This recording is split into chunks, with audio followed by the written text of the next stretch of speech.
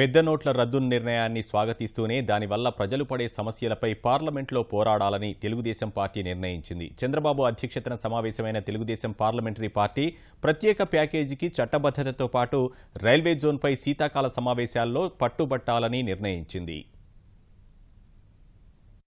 Parliament శీతాకాల సమావేశాల్లో అనుసరించాల్సిన వ్యూహంపై విజయవాడలో చంద్రబాబు అధ్యక్షతన తెలుగుదేశం పార్లమెంటరీ పార్టీ సమావేశమైంది. తెలుగు రాష్ట్రాలకు చెందిన తెలుగుదేశం ఎంపీలు ఈ సమావేశానికి హాజరయ్యారు. ప్రత్యేక ప్యాకేజీకి చట్టబద్ధత కల్పించేలా కేంద్రంపై ఒత్తిడి తీసుకురావాలని చంద్రబాబు సూచించినట్లు తెలుగుదేశం పార్లమెంటరీ పార్టీ నేత సుజనా చౌదరి తెలిపారు. రైల్వే జోన్ ప్రకటనపైన ఈ సమావేశాల్లో పట్టుబట్టనున్నట్లు ఆయన తెలిపారు.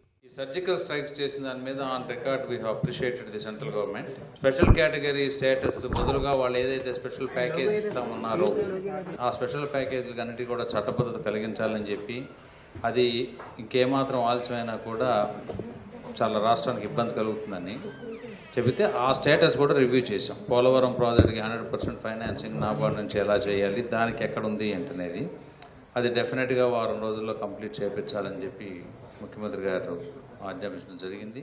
పెద్ద నోట్ల రద్దుపైన సమావేశంలో సుదీర్ఘంగా చర్చించారు. 500, 1000 రూపాయల నోట్ల రద్దుతో దీర్ఘకాలిక ప్రయోజనాలు ఉన్నా ప్రస్తుతం ప్రజలు పడుతున్న ఇబ్బందులను కేంద్రం దృష్టికి తీసుకువెళ్లాలని నిర్ణయించారు. ఆన్లైన్ చెల్లింపులు, మొబైల్ చెల్లింపులను ప్రజల్లోకి విస్తృతంగా తీసుకెళ్లాలని ఎంపీలకు చంద్రబాబు సూచించారు. దీనికన్నిటికంటే మించిన డీలిమిటేషన్ ఆఫ్ సీట్స్ అది కూడా డిస్కస్ చేశాం. దాని మీద కూడా ఒకవేళ పార్లమెంట్లో అమెండ్మెంట్ పెట్టాలంటే పెట్టించాలనేది.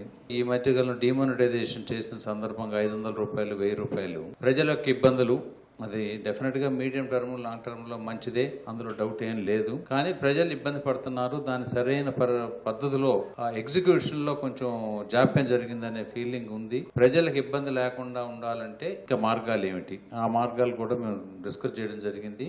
రాష్ట్ర ప్రయోజనాల కోసం ఎంపీలంతా సమిష్టిగా కృషి చేయాలని చంద్రబాబు నేతలకు దిశానిర్దేశం చేశారు.